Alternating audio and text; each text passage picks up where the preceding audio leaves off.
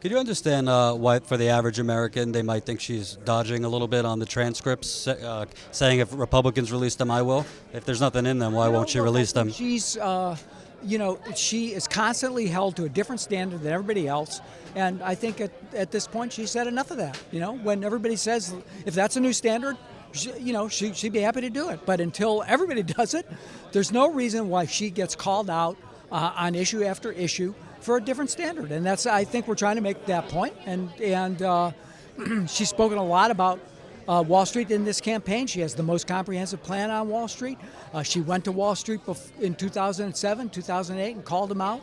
And so I think there's no question where she stands on this on these issues. So this is, at some level, people will make a judgment about that. But I think with respect to this, why is she the only person being asked to do this? Well, I mean, Democrats went with pitchforks against Mitt Romney for the tax returns. It's an issue of transparency. Well, why is it?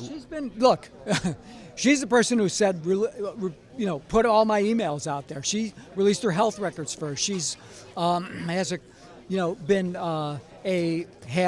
the occasion to release tax records going back to I don't know when. So I think that those are standard things that presidential candidates are asked to do.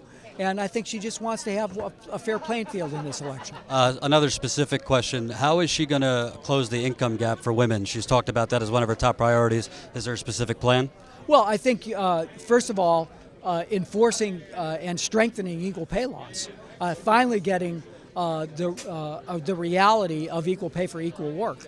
That, I think, is the single most important thing. How's she going to get that through Congress? I think you make it a top priority and you just go for it. I think that she's proven that she can work and get things done, even with with Republicans, to try to find some common ground, make the case to the American people, try to push forward, and ultimately, it's going to help a lot if we can elect a Democratic Senate. And I think she's committed to that, too.